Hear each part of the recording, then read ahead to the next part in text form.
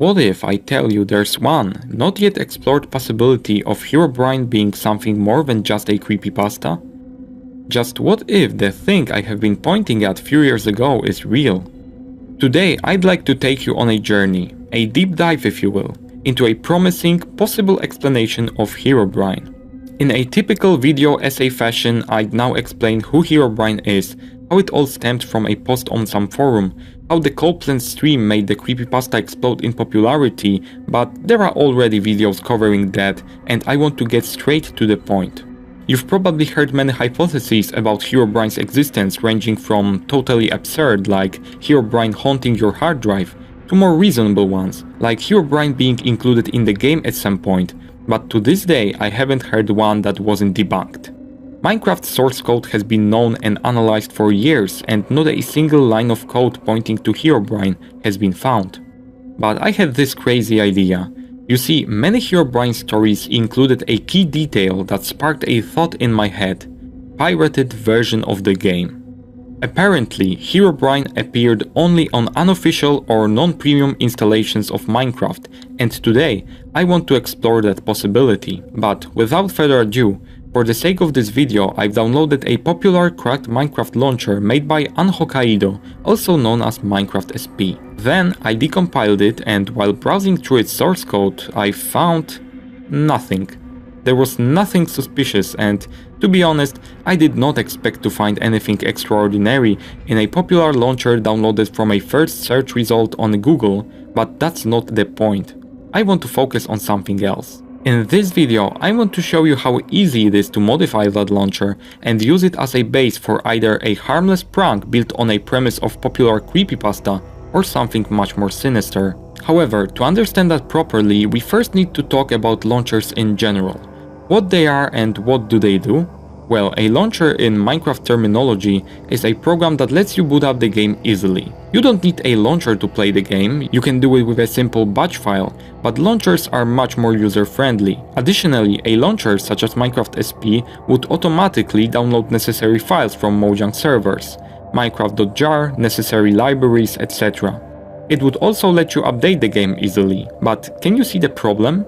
The launcher downloads the files. How can you be sure those files are coming from Mojang servers and not some third-party one? To test that theory, I've modified the aforementioned launcher so that it downloads the files from my own server hosted on my computer.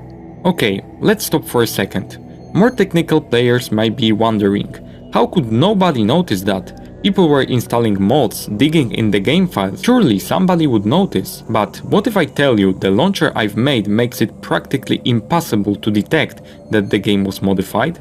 It didn't touch the game files yet, look at that. I'm able to spawn Herobrine, give myself some items or change the time of day. Before we take a deep dive into mechanics, there may be some confusion. Have I found something? Do I have any proof of such thing happening in the past? Or is it just a conspiracy theory? Well, to be completely frank with you, I had checked few Minecraft SP launchers and I haven't found anything out of the ordinary, but mind you, there are countless re-uploads of that small piece of software. I won't be able to check all of them. My main focus of today is to spread the word and show you a proof of concept that a thing like that might have been a reality. In my eyes, this is the only possibility of Herobrine ever existing, the last glimmer of hope. Going back to the topic, however, let me show you how this modified launcher works. Normally, when you press Enter Game, the launcher first checks whether all the necessary files are on your computer. If not, they are downloaded from the official Mojang server. You may notice I'm mentioning the official Mojang server while talking about a pirated launcher. How is that so? Well, interestingly, anyone could access those files. Type in s3.amazonaws.com/minecraftdownload/minecraft.jar and see for yourself. I recommend you, however, using the web archive, as nowadays this address points to an invalid resource, but back in the days those files were accessible to anyone, so there was no point in pirates hosting their own servers for downloading the game files. Due to official servers not responding as they should, my version of the launcher downloads the files from a local server I host on my computer, but those files are 100% original. However, hidden amongst them there is a malicious payload file containing the modification. In real scenario, Only the additional content may have been downloaded from a third-party server, making it even more undercover. After the launcher downloaded necessary files, it is time to patch the game with malicious payload. It's basically like installing the mod back in the days. You open up minecraft.jar, drop in the modified files, and most importantly, delete meta-inf directory. The launcher now does exactly the same thing with a small twist, but I will let you ponder on that for a second. Let's see if you figure it out. In the meantime, let's check the files to see any possible discrepancies. The bin folder seems to be intact. There are no additional files. Opening up minecraft.jar, we see nothing out of the ordinary. Most importantly, the meta-inf is still there, but to be sure, let's compare entire Minecraft jar against a legitimate version downloaded from Omni Archive. Instead of tediously going file by file, I will use something called a checksum. To put it simply, a checksum is basically like a fingerprint of a file. If files are identical, their checksum is going to be identical too. So let me take a look at the CRC64 checksum. We can see it matches, meaning either the Omni Archive team spiced it up with Herobrine, or more realistically, my Minecraft.jar is untouched. But notice one thing, normally when playing Minecraft you cannot modify, delete or rename the jar. However, in this instance, I'm free to do so, pointing at the fact that this file is in fact not used at all. Okay, if you figured how it works, congrats. If not, let me explain. After setting things up, the launcher copies the minecraft.jar file into a temporary directory, far away from .minecraft. The simplest way of getting rid of meta-inf is to copy all the internal files from the jar except the meta-inf directory. This way the original jar is left untouched. Any changes, for example me retexturing a creeper, carry on to the modified version, making it very hard to spot.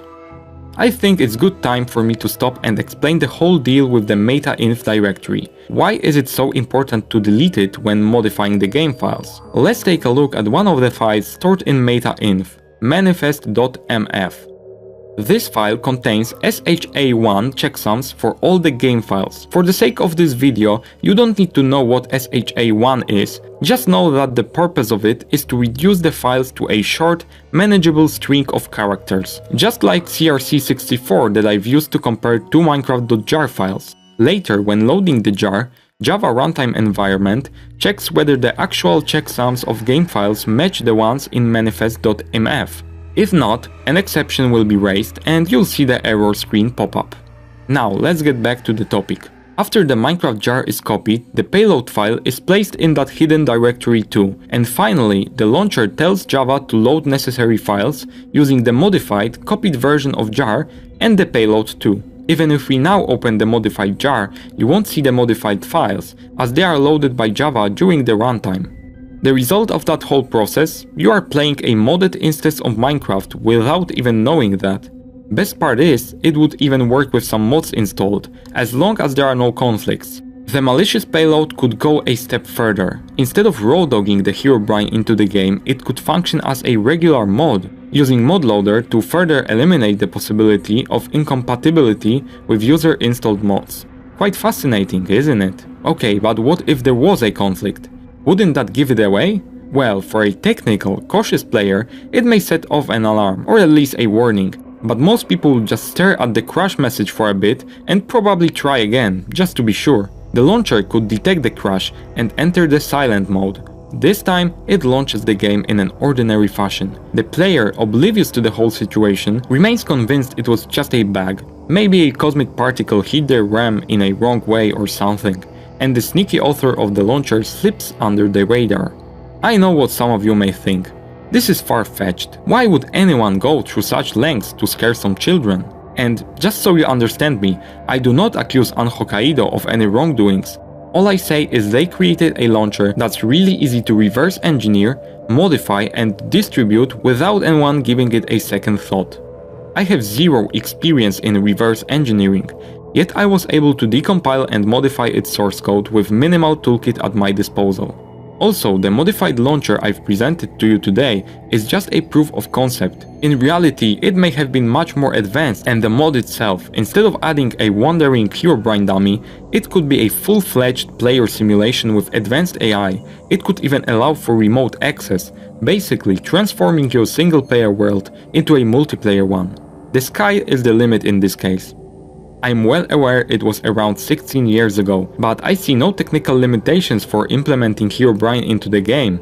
You may say that back in alpha or beta the mob AI was just not up to the standard, but take into account that to this day, Minecraft uses a modified version of A-star algorithm, which was first published in 1968. There was nothing stopping a skilled programmer from adding it into the game, possibly making it even smarter. Now, let's get back to real talk. How can we prove anything like that ever happening? If the system was at least as clever as mine one, and I assume it would have been more advanced, searching for traces left in Minecraft files on our computers is most likely futile. As I've shown you, the files are not modified, they are stored in a remote location and would probably be purged after finishing the game, just to be safe. So no, I don't expect anyone finding herobrine.png in their minecraft.jar. What about the saves, the worlds that were played on during that time? I think it's dead end too. The Herobrine entity might have not ever been saved to the save file. Info about that could be stored elsewhere or not stored at all. That leaves us with only one way: checking as many Minecraft launcher as it is possible. Of course, the server hosting the additional content are probably long gone, but it should be possible to catch suspicious requests to a different servers by monitoring the network traffic with tools like Wireshark. Here you can see my launcher sending the request to my local server for the payload.jar file. I believe something similar would take place in other launchers that have been tampered with. Believe me, I would love to say that the suspicious Minecraft launcher has been found, but that is not the case. I'm currently in the middle of scraping the web archive, looking for download links from years 2009 to 2013. It's a slow but steady process, so I may suggest subscribing to my channel to be up to date with my investigation. Of course, what I'm doing here is just a drop in the ocean, but maybe one day such file or files will be found. Only time will tell. In the meantime, I'd like to thank you all for watching. I hope the hypothesis I've presented today won't make me seen as a madman with a tin hat. If this type of content will prove itself even slightly popular, I'm planning on exploring another interesting phenomenon: the chunk glitches from early Minecraft. Maybe I'll be able to recreate the bug that caused the famous very strange house in Minecraft that I did not build, as well as the haunted tower appearing in Polish YouTuber's series Minecraft Adventures by JJ Joker. Also, I would love to hear your input. What do you think about that? Is it plausible, or am I just trying to revive the Herobrine myth one last time? You'll be the judge.